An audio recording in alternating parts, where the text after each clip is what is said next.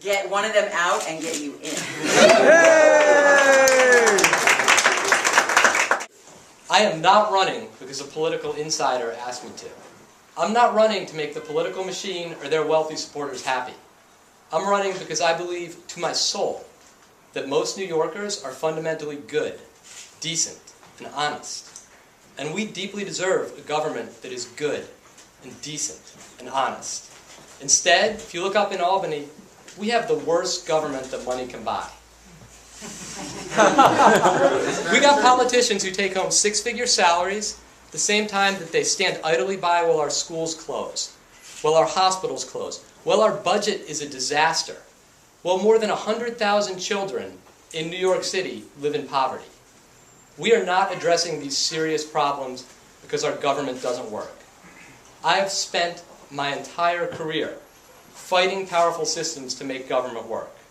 And I'm running because we deserve one that will actually work for us, instead of the politicians and the powerful. I have walked into court on behalf of children. And on the other side of that courtroom, there are powerful government lawyers, powerful big firm lawyers, saying that the status quo is okay. And I've beat them over and over again, and I've changed the lives of children. When my organization, Children's Rights, sued the state of New Jersey, we were able to cut the rate that children are abused in foster care by a factor of 3. Kids are 3 times less likely to be abused because we fixed that broken government agency. Let me make it very concrete. I want to tell you about a kid named Manny.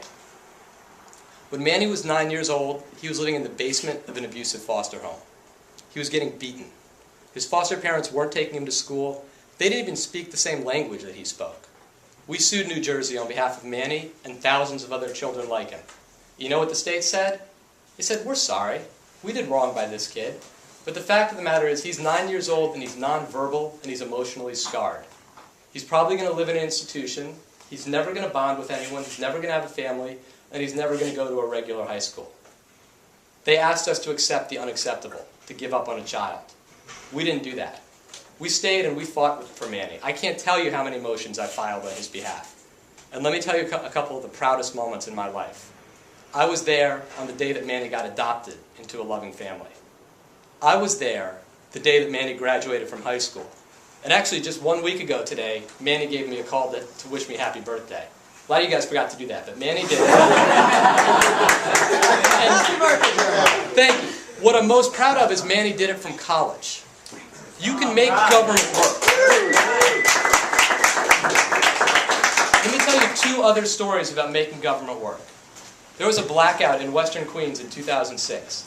Con Ed left us without power for over a week.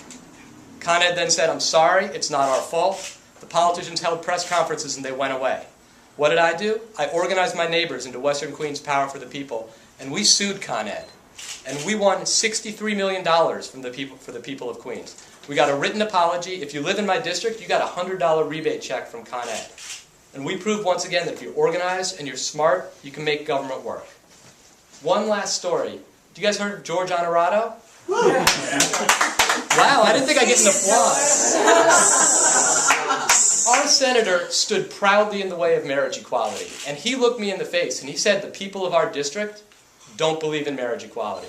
I told him if he voted against marriage equality and ran again, I'd run against him and I'd beat him. And we put together the biggest rally in the history of Western Queens, showing that people support marriage equality. There was a counter rally, they had less than 20. We had 2,500. Senator Honorato's retired, his replacement supports marriage equality, and I'm proud of that. So here is specifically what I'm going to do to fix our government. The first thing is we need campaign finance reform. Right now in Albany, you can buy politicians, and that's basically how it works. We need real campaign finance laws, and that's what I'm going to fight for. There's a bill called Clean Money, Clean Election, and I'm happy to go into details on it, but we need to fundamentally fix this system. Second thing we need is term limits. Right? If the President of the United States, if George Washington and Barack Obama need 8 years, I don't need 40 years up in Albany. I'm going to introduce legislation for term limits, and I promise you, when I'm elected, I'm going to serve 8 years. This seat belongs to the people. It doesn't belong to me, it doesn't belong to the politicians, it belongs to you.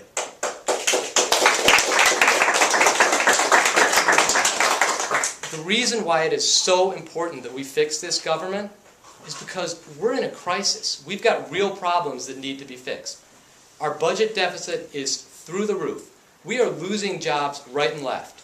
Now I've got a plan, and it's going to be very detailed, to grow jobs in Queens. We need to expand hospitals with union jobs. There's some areas where government is in the way of progress. We need to get government out of the way of small businesses. And we need to fight, because fundamentally it's a moral issue when our economy doesn't work for us. You all know how passionate I am about children.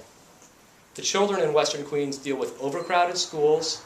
We have a high poverty rate. More than 80,000 children in Queens live in poverty. And that's fundamentally a moral issue, and it's something we can do something about. There can be no more cuts to our schools, no more cuts to our hospitals. And there's also something called Project 126. Have you all heard about the Harlem Children's Zone? Anyone? Project 126 is going to bring the Harlem Children's Zone to Western Queens. And what that is in a nutshell is it's a high-intensity program to help kids who are in poverty and kids who are on the border actually have a successful adulthood, both to help them educationally, medically. It's a wonderful program, and it's something that I am going to bring into our community. Another issue that just blows my mind is energy. In Astoria, we produce 65% of New York City's energy. At the same time, because we've got all those power plants, Astoria is known as Asthma Alley. We've got to close some of the power plants in Queens, and we've got to explore alternative energy, things like wind farm in upstate New York. The last issue I want to talk about, and it's very related, is hospitals. We've lost 3 hospitals in the last 3 years in Queens. We got fewer hospitals per person than they do in Mississippi or most of South America. And by the way, if you think this is fine, you should definitely vote for my opponent. If you think this is unacceptable, I'm asking for your support. We need to expand Mount Sinai Hospital, and there can be absolutely no more cuts to our hospital system. These are all things that we can do if we have the courage to make our government work. A lot of people say to me, they say, why do you think you can do this? And I say, I've spent my entire life doing this, but as a country, we have beaten things much worse than a broken Albany. You know, this is the country that defeated Hitler, that ended slavery, that 55 years ago in a lot of this country, a black man couldn't vote. Today we have a black president. One of my great heroes is Frederick Douglass. He was a slave who fought for abolition. And something Frederick Douglass said when confronted with very powerful forces much more powerful than what I'm fighting, is that power concedes nothing without demand. We're going to demand that our government works. I thank you very much for your support. It really means a lot to me. Please stand with me, and we're going to make this work. Thank you so much.